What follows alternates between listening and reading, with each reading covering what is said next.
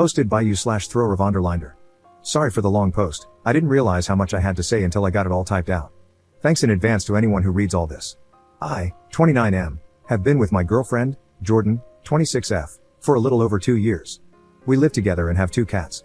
Up until this weekend, I genuinely thought everything was perfect in our relationship, which I know is what everyone says in these posts, but I really was thinking about asking her to marry me sometime in the next year. We don't ever argue, Jordan is very sweet and easygoing, and we usually just mesh well on everything. Honestly, if everything in our relationship hadn't been so good up until now, I probably would have just broken up with her this weekend. But because things have truly been so perfect, I'm not sure if I'm jumping to the wrong conclusion about what to do, simply because my feelings were hurt. The other person who's important in this story is Jordan's friend, Mark, 26M. She's known Mark her whole life because they both grew up in the same small religious community. Jordan isn't part of that religion anymore. She decided to leave the church when she was, I think, 19, and moved to the state where we live now. Mark still practices the religion and apparently takes it really seriously. I'm told he now works for the church back in Jordan's hometown. Also, as far as I know, Mark is the only person from the religious community that Jordan still talks to, besides her parents, which I'm mentioning because I now think it could be a red flag.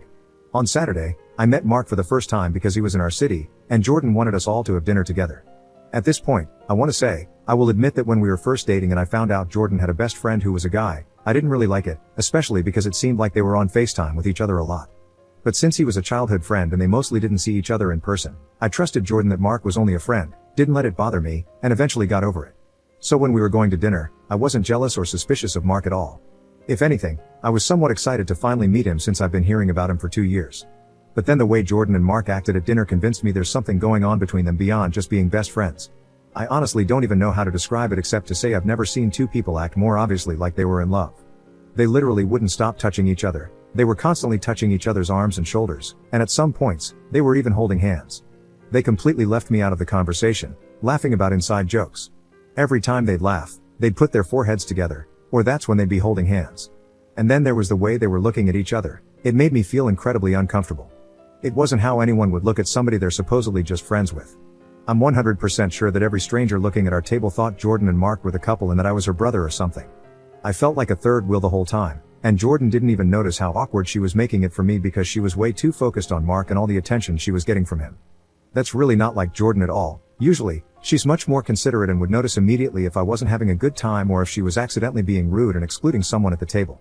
It was genuinely jarring to sit there with her and Mark and feel like I didn't know my girlfriend at all. It was like he turned her into a completely different person who didn't even care that I was alive.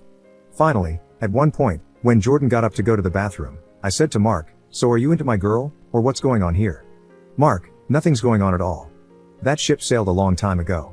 Me, "What does that mean? Did you guys date at some point?" Mark, "No, we never did. And then when she left the church, we both knew it meant we were never going to.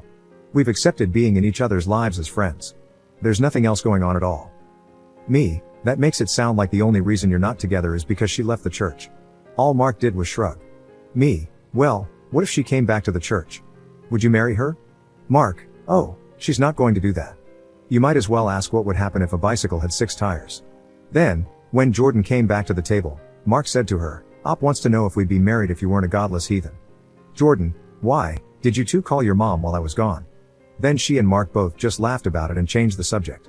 Because of dinner, that conversation, and everything else I've written in this post, I really feel like Jordan and Mark are in love with each other and not just best friends, as they say. The only reason they aren't together is because they can't compromise on their religion. I think Jordan assumes that because she's okay with that decision, I should be okay with being her second choice. Meanwhile, I believe she secretly wants to be with Mark. That makes me think I should obviously have self-respect and break up with her because I shouldn't be in a relationship with someone who would rather be with somebody else. The problem is that our relationship has been so perfect, and Jordan has always treated me so well except for this one night. The only time she's ever acted like this was when Mark was around in person. Normally, even when she's talking to him frequently, she's never made me feel this way. So, on the one hand, I wonder if it doesn't matter what Jordan's feelings are for Mark. As long as he isn't physically around, it doesn't seem to affect our relationship. Maybe I just need to cool off and go back to trusting her that they are indeed only friends, even if it seems true they have complicated feelings for each other. Or should I just end things? Update 2 days later. I talked to Jordan on Wednesday night. When we spoke, I decided to take the main piece of advice I got from everyone, to start by telling Jordan that my feelings were hurt by the way she treated me at dinner with Mark, and then see how the conversation unfolded. It turned into a very long talk, so I don't want to try to remember exact quotes and get them wrong, but here are the important points. I repeated to Jordan some of what I wrote in the post and explained that I felt excluded by her and Mark, especially because they were being overly touchy-feely with each other to the point that it made me uncomfortable. Jordan seemed surprised, like she hadn't even noticed that she and Mark were touching each other that much. Then, after thinking about it, she said I was right and apologized. She explained that Mark is always really touchy with everybody, not just her. I asked and that she hadn't even thought about it, but she wished I would have said something at the time because she hadn't realized they were being that obnoxious. I said that was part of what bothered me because I thought she would have normally noticed something like that, but she was acting so differently around Mark, not paying attention to anything else, including how I was feeling. I told her it honestly made me question which one of us she cared about more, or if she cared about him as more than just a friend. Jordan apologized further and said she could understand why it would look that way to me. She assured me that she loves me and cares more about me than anyone else in the world, and she didn't mean to act that way or make me feel that way.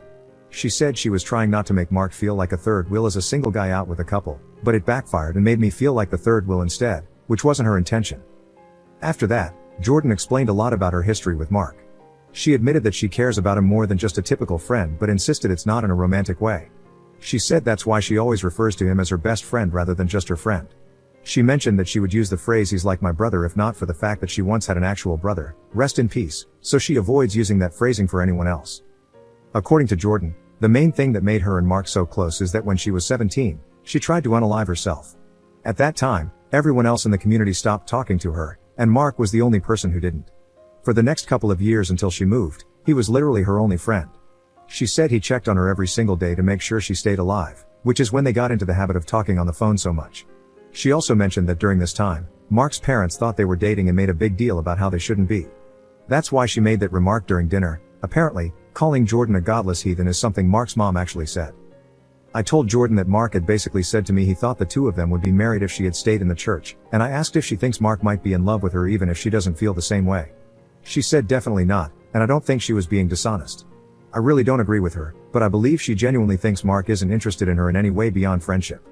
From her perspective, she thinks they might have gotten married if she'd never left the church or moved, but it would have been more due to peer pressure than anything else, and she doesn't think it would have been a good thing.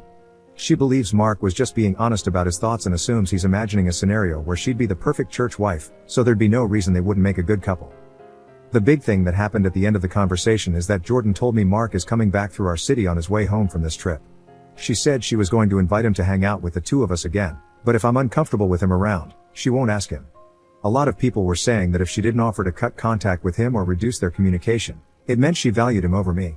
However, the fact that she brought up on her own that she wouldn't invite him to dinner with us again if I didn't want her to seemed like a really good sign. Based on everything she said, I understand why she didn't offer to stop being friends with him altogether, and I wouldn't expect her to after what she told me about what happened when she was a teenager. I've decided to take Jordan at her word that although she and Mark are unusually close, it's for the reasons she explained and not because she's in love with him. The fact that she was immediately apologetic instead of defensive was encouraging, and her explanation made sense to me. I don't necessarily trust Mark, but I do think I can trust Jordan. I'll be keeping an eye out to see if she continues talking to him as much as she used to or if anything changes. I'm not going to be controlling and tell her she can't talk to him or that she needs to reduce their communication, but I want to see if addressing all of this with her causes her to act differently. I'm kind of hoping she might realize on her own that the way Mark acts toward her does seem like he likes her as more than a friend now that I've brought it up. But I'm not sure. Things might just go back to exactly how they were before, and I won't know if anything has actually changed until the next time Mark is around in person. Either way, I don't think this is something I should keep worrying about until it happens.